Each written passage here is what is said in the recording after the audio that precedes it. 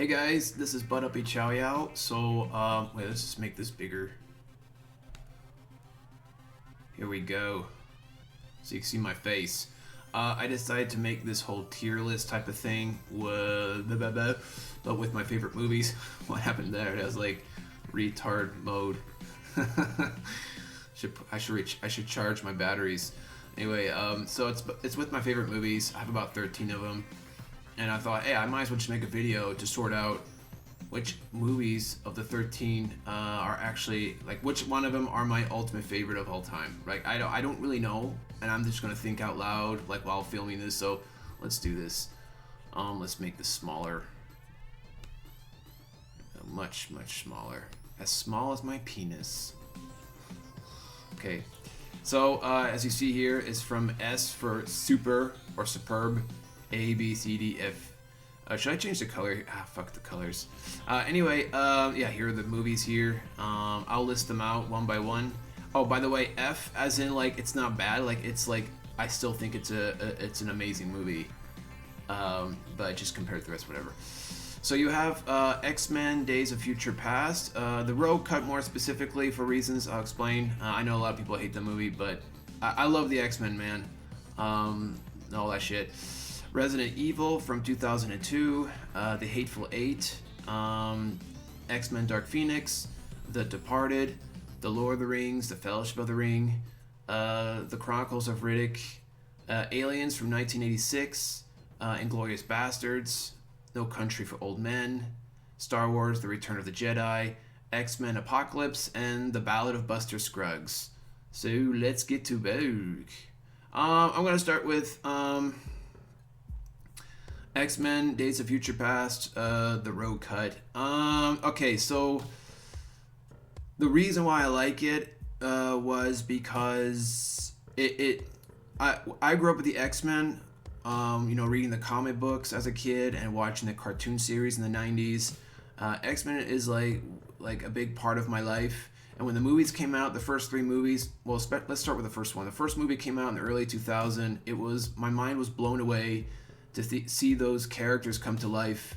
And then the second movie came out, which was epic, with my stepdad. It was like the first and last time I ever spent time with him, like father and son moment.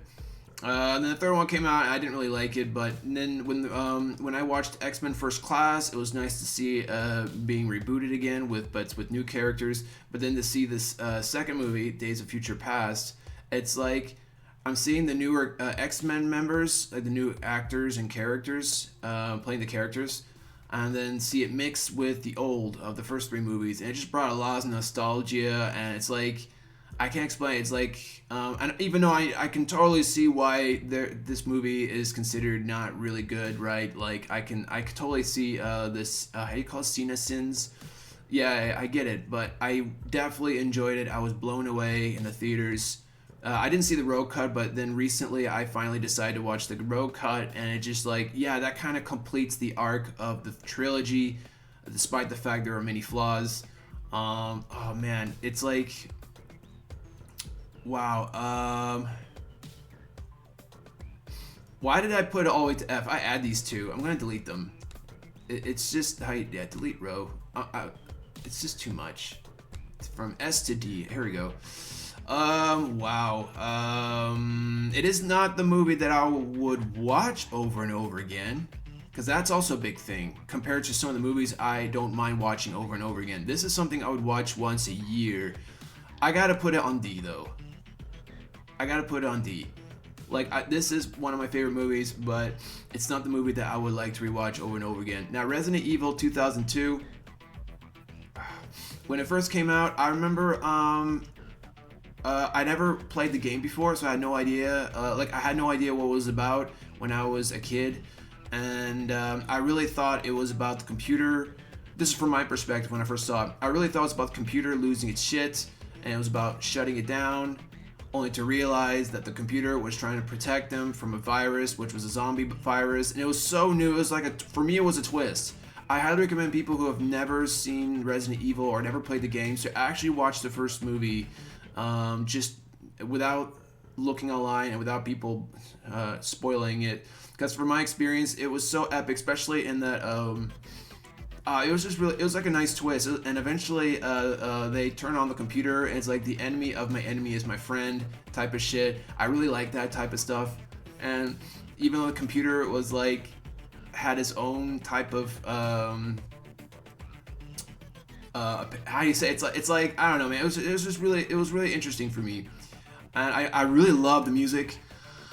Music was fucking dope. I even used the theme song that was first introduced when you start the movie. I forgot what it's called.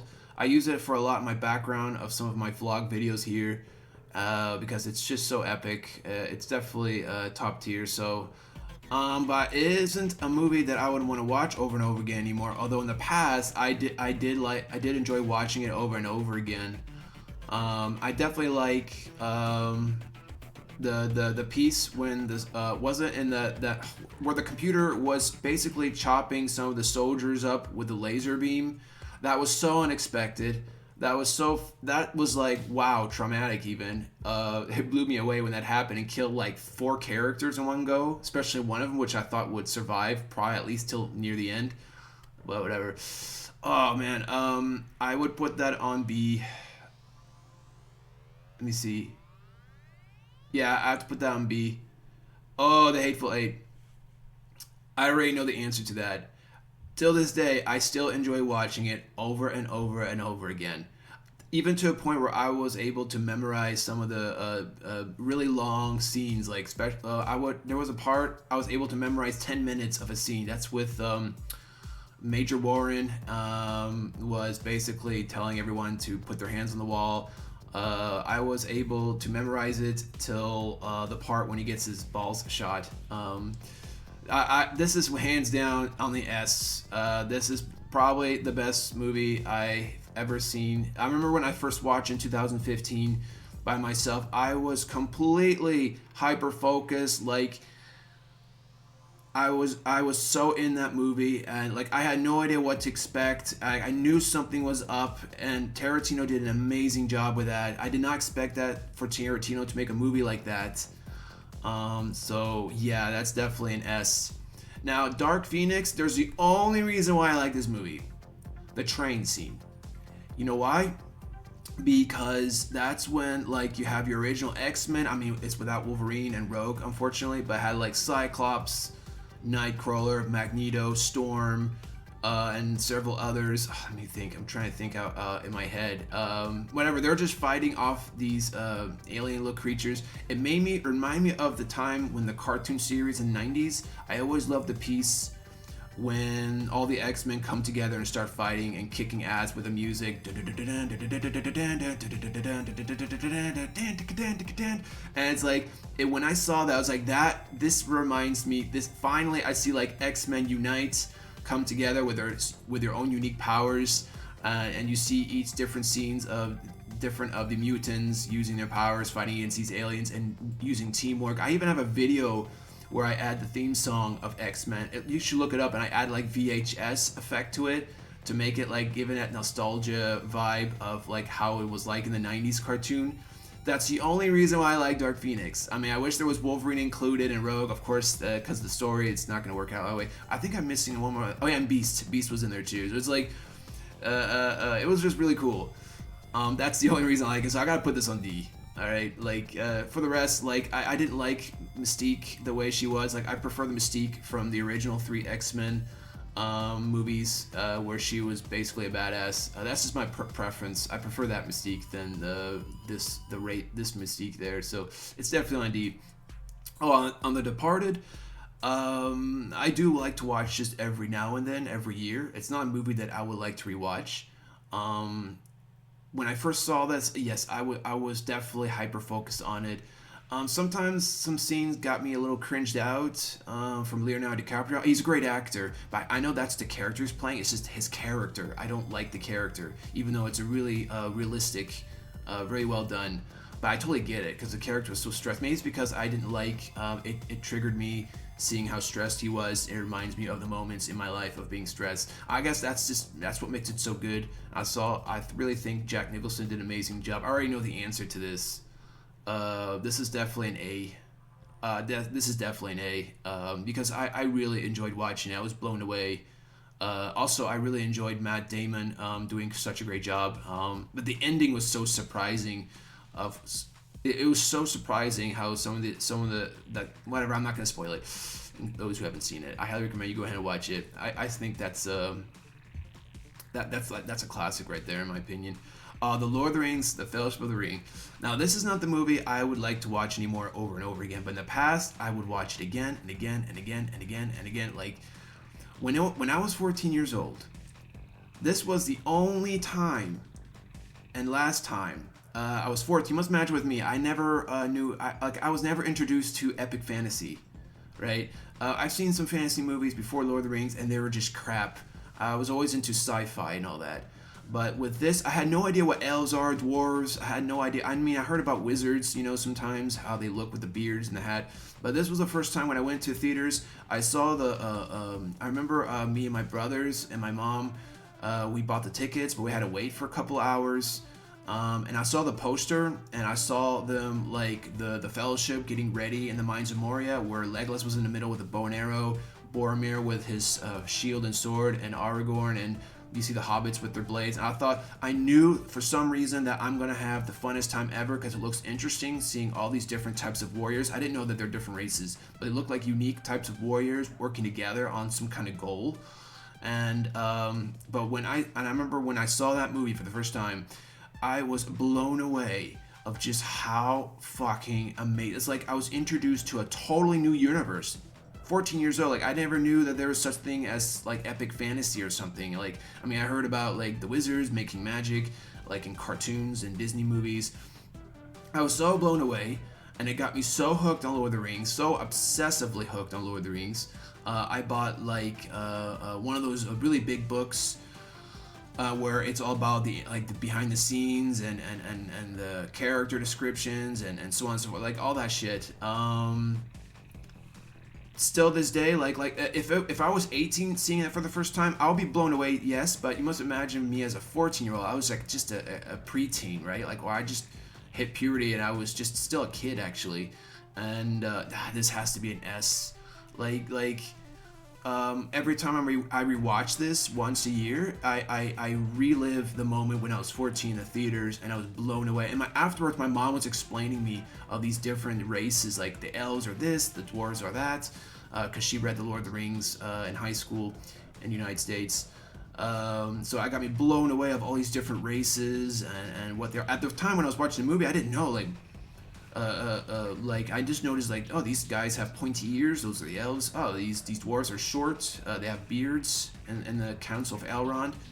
And the way that Boromir described Mordor, and also that's another thing with the Fellowship of the Ring, why I think it's better than Two Towers in the third movie, because it let my imagination carried away, especially when Boromir and the Elrond's Council was explaining what Mordor is like, and I was like, even the air you breathe is like a poisonous fume. And so it just makes me think like, oh my God, this fellowship, they're in for a ride. 9 companions. Like, it was so exciting seeing them come together, different races, 2 men though, and like 1 dwarf, 1 elf, 1 wizard, 4 hobbits.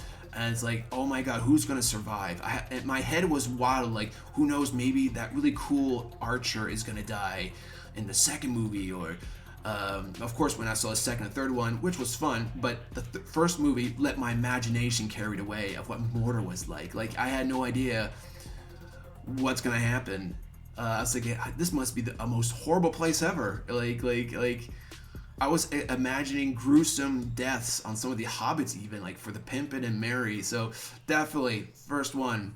I wish I can erase my memory and rewatch the first one to relive and imagine what Mordor could be like. Once it's revealed, it's also awesome, but it's like, I was only a kid and my imagination was wild. So anyway, I digress. This is definitely S, because this is the longest I've been talking about of a movie so far. Now, The Chronicles of Riddick, I've watched this many, many, many, many times when I was young. This was definitely one of my top favorite movies. I already know the answer as to where I'm going to put this, but Now I don't really watch anymore because like it's just because I've seen it so many times. But the reason why I love this because I love how the main character is like a necessary evil. Usually you have good versus evil. Riddick is a criminal. He's a murderer. He's an escape convict. But he comes in between, and basically it just makes things more interesting. It's basically necessary evil versus evil. I really like also Vaco and his wife. They're in between in this plot. I mean, now you can. There are a lot of Cena sins, I know, but there's something artistic about it. It's a piece of art. It's you should see it as artwork, not as like, oh, actually in real life. Like, no, dude, it's actually like fantasy science fiction mixed together because there is some magical elements to it. So it has that emo dark metal vibe to it as well, some sort, and also some of the scenes with Riddick doing some really weird shit, like when he was chained up and he managed to get loose. Also the on the battle when to go after the airship, you have like the Necromongers versus the Mercs versus Riddick and the rest of the escape convicts. Like, it was like three things going on. I really like that. This is definitely a B. Like, I already know I have the answer to that. All right, let me drink some water because I'm talking so much.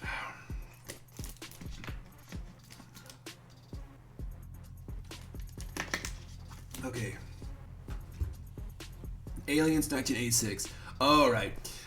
When I first saw this when I was a teenager, I first off, yeah, I loved it. I thought it was so fucking scary, by the way. But now, I would say in my younger 20s, later 20s, I started to really like. Now I don't feel as scared watching it, and I definitely appreciate. I actually like the style of the retro 80s of how they see the future with the. I just fucking love it. Like with the sound, like. You know what I mean? Like whenever the computer starts running itself.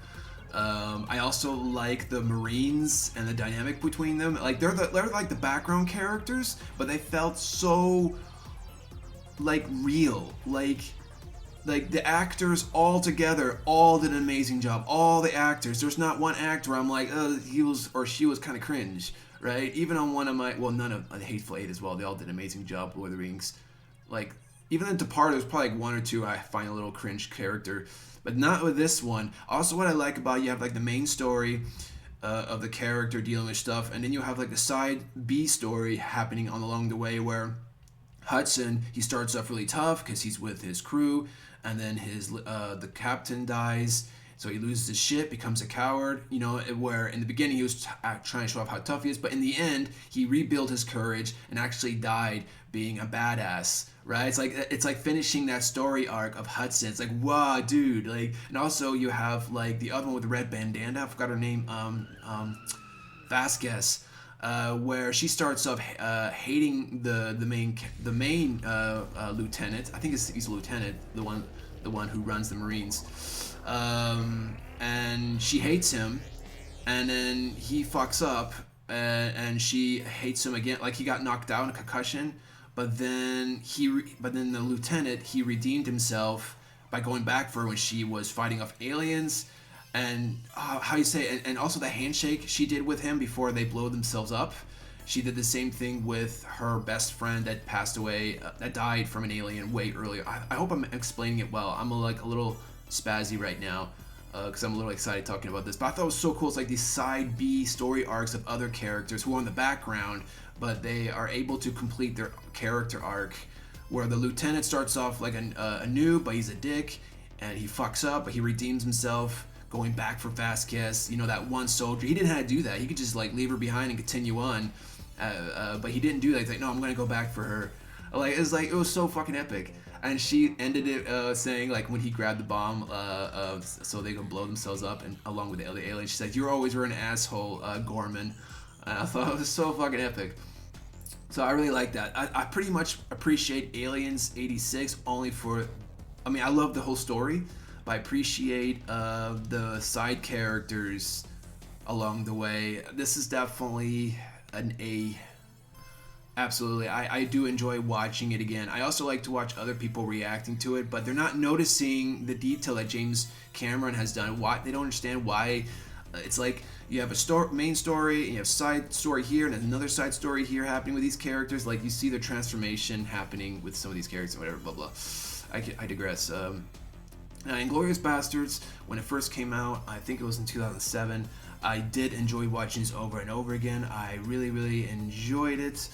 I don't really enjoy watching it anymore though, but it is considered my favorite movie because at the time it was my number one favorite when it came out. Will I watch it again? I guess with other people who have never seen it before, but it's not the movie that I always see. I gotta put it on D, I'm afraid.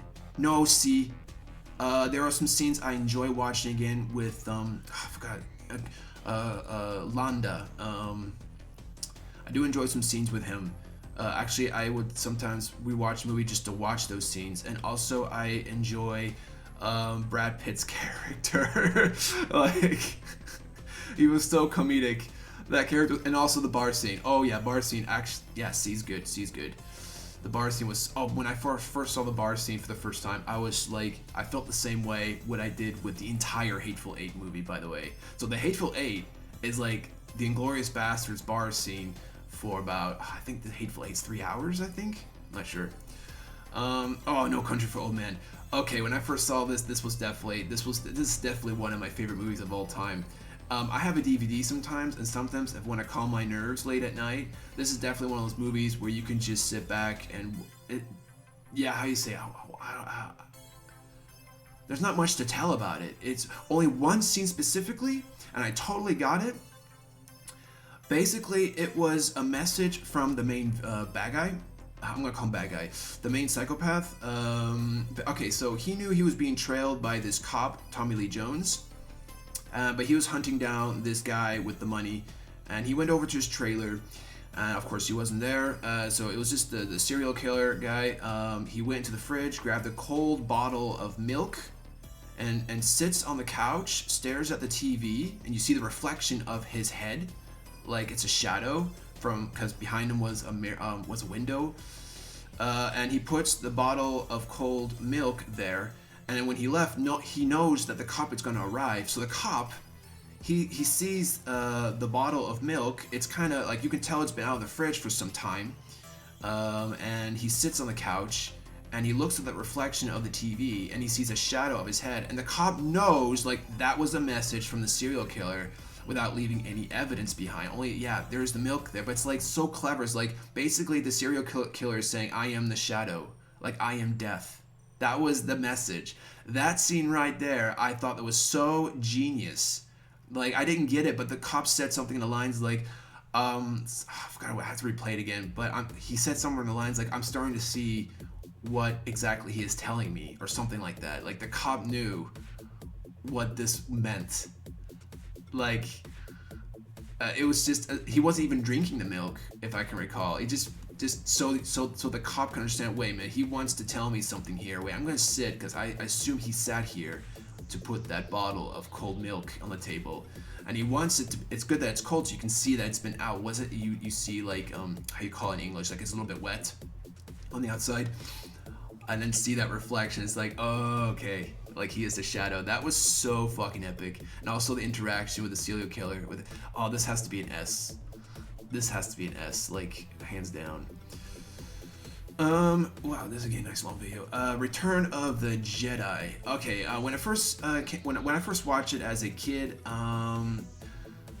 okay, I did enjoy it. I thought it was one of the coolest movies to watch. Blah blah blah. When I first saw it, I think in a teenager. I mean, I used to watch when I was a kid, but I didn't remember much.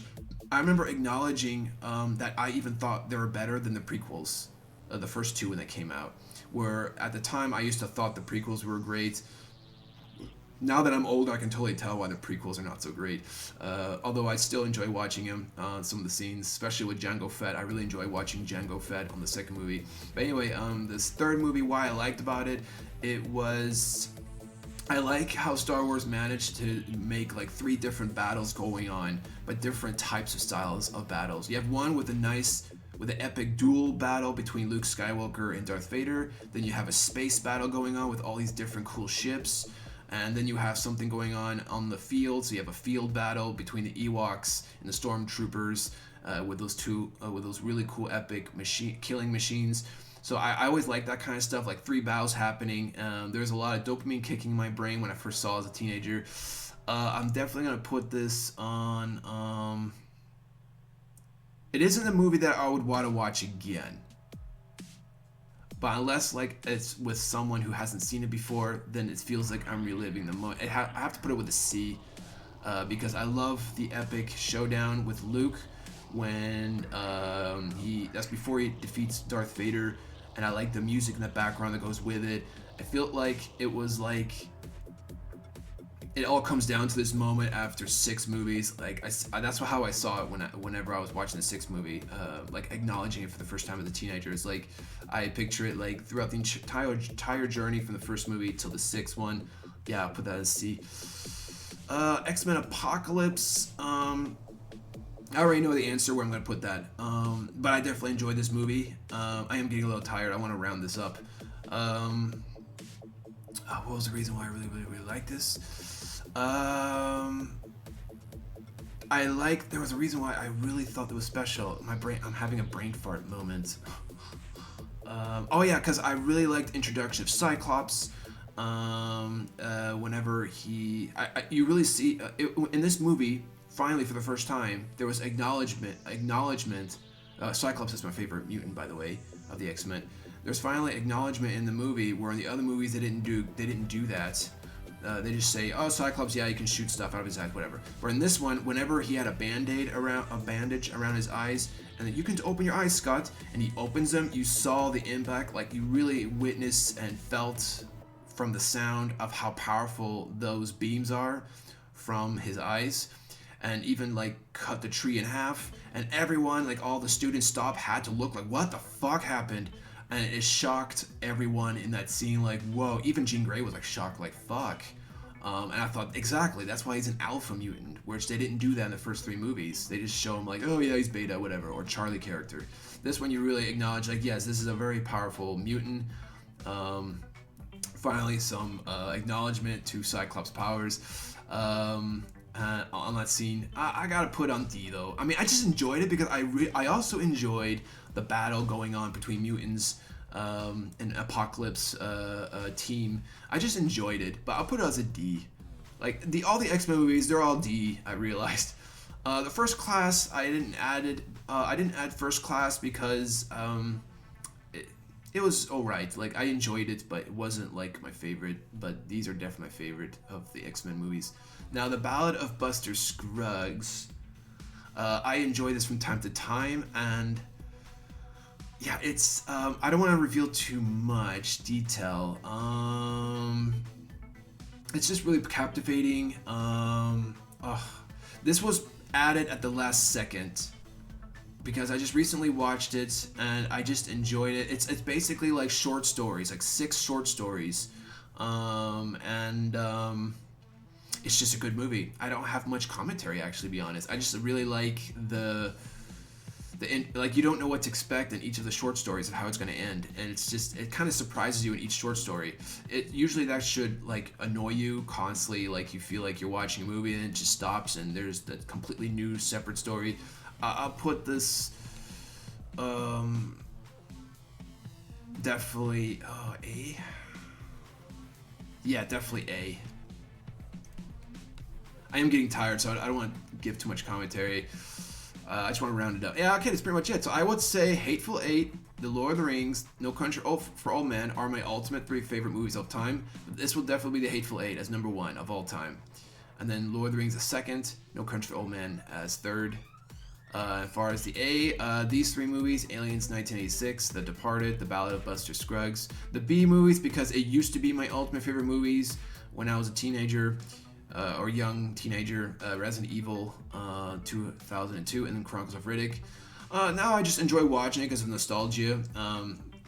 Yeah, it's like that. But it's like I've seen it so many times, right? So that's why I can't put on the S. But this one I can see, I can watch. Like these are the movies I would want to keep if I was in Desert Island. And I only have 3 movies to watch for the rest of my life. It'll just be these 3 movies. Wait a minute, I think I'm gonna have to put Ballad of Buster Scruggs up there. I think so. I'm gonna have to do that. It has to go in the S. Let me think. Yeah, it has to be on S. So I have 4 of my favorite movies, but this will be my 4th. And Inglourious Basterds and Return of the Jedi, I do watch from time to time, but I definitely enjoyed them when they were, well, when this was released, Inglourious Basterds. I enjoyed it so many times, and I do enjoy some of the scenes, especially the bar scene. I also like Michael Fassbender, by the way, I forgot to mention in this. And the Return of the Jedi, because I used to have so much fun watching this growing up as a kid, and also as a teenager. As a kid, you don't remember much, but when I was a teenager, I remember acknowledging that this is definitely my favorite Star Wars movie, probably one of my favorite sci-fi movies. And then of course the X-Men on D. They're my favorite movies, yes, but like only because I've always been an X-Men fan growing up, and I do enjoy like some of these actors portraying some of these characters and all that. All right, guys. So, hope you enjoy this video. Okay.